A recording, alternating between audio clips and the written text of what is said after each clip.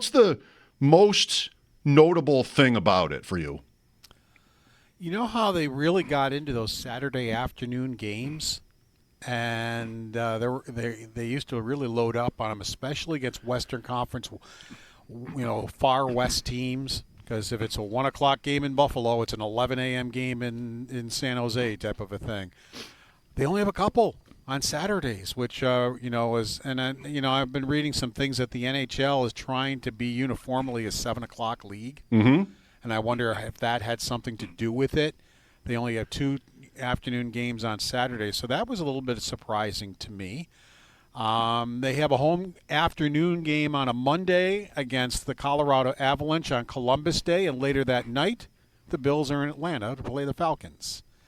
So it'll be a hockey day around noonish, and then a Bills day later on. And there are a couple other Bills.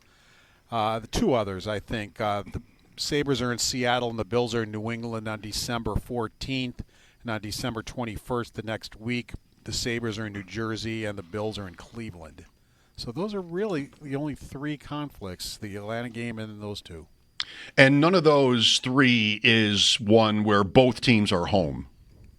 Correct. Actually, they're all on the road except Buffalo home against Colorado, that 12:35 game. On the Columbus Bills are Day. away on all 3 of them, and the Sabres are away on 2 of the 3. Did you ever go to 2? Were you ever lucky enough to go to 2 games in one day? Bills, Wow. Sabres. So did Kent Hull. I mean, the Bills would play and the Sabres would play at 7:05, and Kent Hull was in his season tickets. He was there. So he'd bring Mitch Farad, or he'd bring guys with him. Quite often, just straight from the stadium right down to the arena, to do it. As a kid, Yeah. no, that never happened. I 'Cause never. I only actually, as a kid, my parents did the best they could, but they really only could take me to one game, so we would decide what game to go to. So it wasn't a situation, and we'd rarely go to a Bills game. So it was just the one hockey game, and that was it. I never did both in a day, but at least once, my father and I went to Stallions, then Sabres, in the odd. So indoor soccer, maybe 2 o'clock, then dinner somewhere, and then back in for what might have been an 8 o'clock Sabres game in those days. So that was pretty special. A lot of these Sabres schedules looked the same every year with like front-loaded home games. There's a lot of road games in December. One thing about this, Paul, before I even thought about it, like, okay, here's the schedule. It looks like the schedule looks. Starts October 9th, ends April 15th. That's about the usual calendar. But it not only adds 2 more games, but there's the Olympic break, almost a 3-week break. It's going to feel like they're playing every night. We're going to kind of lose the season. I mean, the last game is February 5th at home against Pittsburgh. The next game is until February 25th in New Jersey. So you kind of forget maybe the season's going after a while when it's going to be that long. And you mentioned the home games early. And the Sabres, I mean, if they want to make the playoffs, they have to take advantage. 6 of their first 8 are at home. They have to take advantage of that, and they have only 4 road games in October, and 2 are in Boston. And the Bruins might not be that good this year. So, one of the home games is against Colorado, and 1 is against Florida. I get that, and you can lose at any point. But I really think they really have to be on it in the beginning of the season. And come on out of October with a really good record and get this season off to the right start if they want to break this thing of 14 years without being in the playoffs. I have to remind myself that Boston's down. they're never down, it seems. And so, like you're saying that, like, oh yeah, 6 out of the first 8, 10 of the first 14, I believe, into the first week of November before a road trip. But it is going to be. I don't know. It's not going to be something that you're necessarily even aware of, but 84 games instead of 82, and they're packed into about the same time frame. It's not like the season's going until May because of the Olympics. Mm-hmm. It's going to feel like they're playing every night. Yeah. You confused me there. Well, I mean, they've added 2 games to the schedule, and you're taking almost 3 weeks out from the middle. So these games have to be packed in somewhere, Like if you look at January, you've got 2 weeks in a row where you're playing 4 times. It's going to feel like that. No, yeah, definitely. It's with the Olympic year, we really kind of see bad hockey. We'll see good hockey when they come back in February. They'll be flying. Everybody will be flying, but that'll end, and then everybody's going to be tired. You're always going to have a team 3 and 4, or both teams 3 and 4, and that's just not good hockey. To be watching that. You're talking about the advantage of playing at home early like that to try to just not get buried or even get a lead. 10 of the first 14 games. I wonder how they'll do, Paul, this offseason in trying to get the building back. I mean, you don't want to have it get to, like it's been so many times, the middle of the season where it feels like they're already dead, and the building can be so dreary when that's the case. Do you think they have a good look at, or any look at, sort of getting fans to an optimistic place so that when they're playing these home games in October and early November, like you mentioned, they can feed off the crowd? Yeah, I mean, get the crowd going. And Mike, I want to what you confused me on.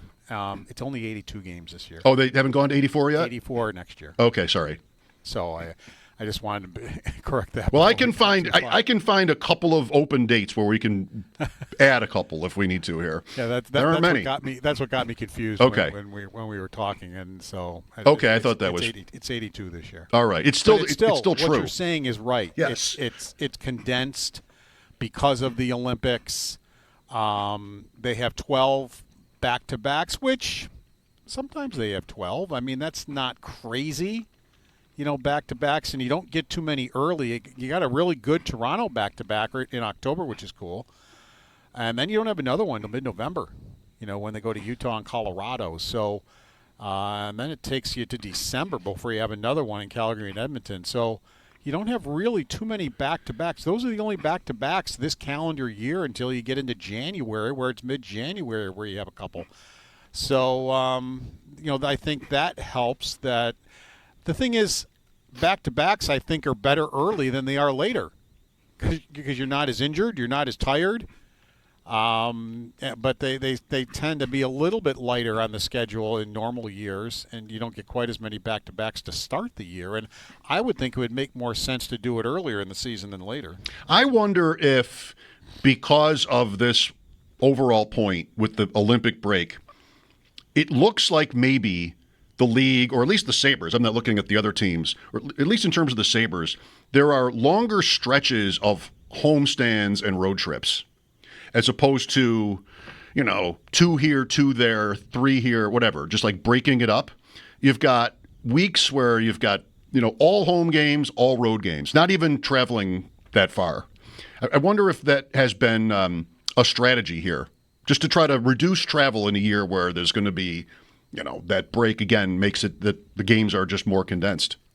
Well, they got that 6 game. The longest one is 6 games. And you start in Philadelphia, and then you have a day off, and then you play in Winnipeg, and then you have 2 days off, and you play at Calgary and Edmonton back-to-back. Then you have a day off, and you're in Vancouver. Then you have 2 days off, and you're in Seattle. So it's going to be a long trip. They'll leave for Philadelphia on December 2nd. They won't get home until December 15th, and will have played 6 games. They also have a 5-game trip in there, too. So they have a 6-game trip and a 5-game trip this year. And then they do have a fairly lengthy homestand also, a 5-game homestand in January, where they'll be, around. And you might as well, in a 5-game homestand in March. And as I said earlier, you talked about you got 6 of 8 to start the season at home. So, and one of the road games is against Boston. So, it's 6 games is a little bit long for a road trip for an Eastern Conference team, not for a Western Conference team. But, again, I think it's because of the Olympics. About the fans' point, though, from earlier I asked you about. Like, we've, of course, been through all the different things that have happened. Peterka's trade and the Byram stuff. He's going to be on the roster, almost definitely, signed now. What's your sense of the fan base's sort of attitude about this? I mean, 14 years is 14 years. Yeah. But do you think the Sabres will have a tough time building up to these early home games where they're going to feel there's going to be some pressure on and off the ice, I think, with these guys to get off to a good start so we don't have another season that feels lost early.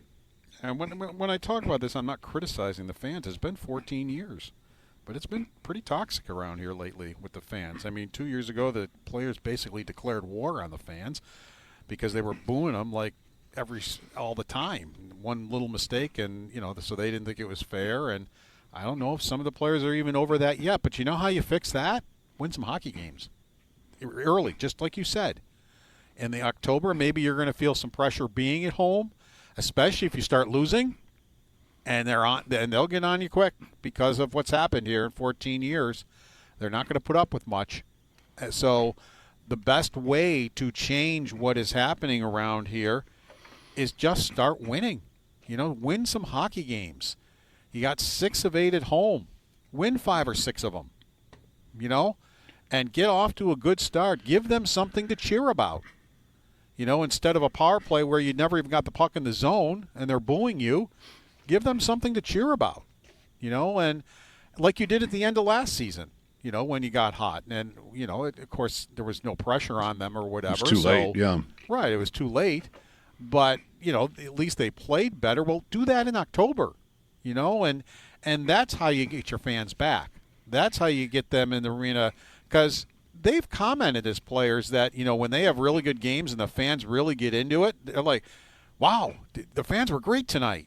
Because it's almost like, they put on a good performance and the fans appreciated and the fans really got it into it. And they were loud and they were, booing the referees and they were really into the game. And but to me, that's the only thing I can tell you is just start winning and you will get your fans back. Do you expect to be optimistic for them?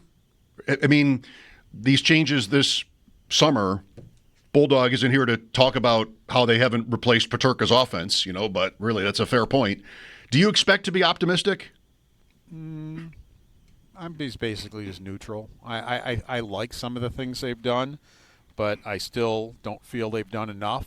I think for 3 years they've been trying to get a top 6 forward and failed, and I think that's a failure.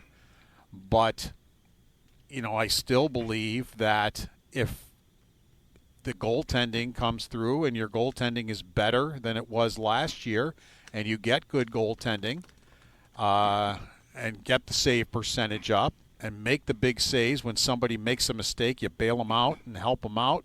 That's how you play as a team. Somebody makes a mistake, you're there to bail them out. A defenseman might bail out a forward or there's a turnover and the goaltender bails out and keeps you in a hockey game. And instead of being down 1-0 because you couldn't make a big save and there was a big turnover, it's still 0-0. All right, cool. Now let's go the other way. But that's the biggest thing. But I still think it's a failure that they haven't been able to get a top 6 forward. People, like Kevin Adams talked about Benson or Quinn. If we're looking for somebody on the roster who could maybe make up for Peterka, yeah, one of those 2 guys could, but that wouldn't be the first name out of my mouth. Yuri Kulik would be the first one out of my mouth. Yuri Kulik really made strides last year. This guy can put the puck in the net. He has got a great shot. He really improved his two-way game. So if you ask me, well, all right, if they don't get somebody, who on the roster could help? Yuri Kulik would be the number one name off my tongue, not Jack Quinn or Zach Benson. The whole thing about the fans, I mean, you and I know well just what Buffalo Sabres, like that energy when they're good, it's way up there. I mean, it's been so long, but when it last was that, the town went crazy. And we're at a point, and I want to bring this up with Brad May, who's doing TV out covering Vegas. Not anymore. Oh, he's not?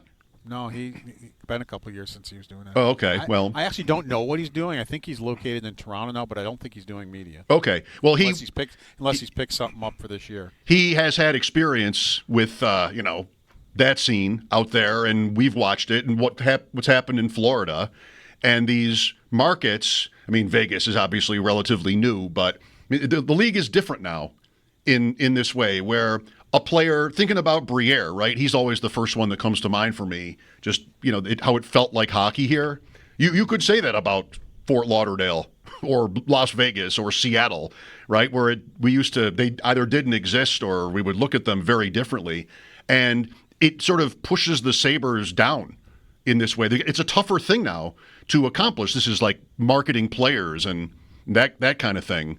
But to get those early wins would just be a step, like a badly needed step toward reestablishing that kind of atmosphere, because lately it's just not what you think of. I mean, it's just been so long since they've been good enough for it to matter late in the season and where you get into that sort of playoff mood. So tougher now. We've got new markets and just older ones that have come to life. Florida, most namely, Dallas even, where you've just got, I think it's pretty impressive and exciting to think about hockey in those places. Florida was an utter embarrassment for years. They covered the seats up top. They covered them. It was such an embarrassment because nobody was up there. Yeah. And then they got good. Now you get people in the building. Carolina. You went to a Sabres game in Carolina. It was like a Leaf game here. It was just like it. And Carolina fans did not like Sabre fans. They did not feel the Sabre fans behaved in their building. I don't know. I wasn't in the stands. I can't say to it. But, yeah. Now Carolina, they have their own fans in there who are loud and excited and that type of thing. But that's not the way it used to be. They had to win first to get those fans in there. And Buffalo, which had no problem getting fans in the building getting excited, now, it's near the bottom as far as average attendance and that type of thing. So, winning cures everything. And they'll have those early home games to see what they can do. All right, Paul, thanks for your time today.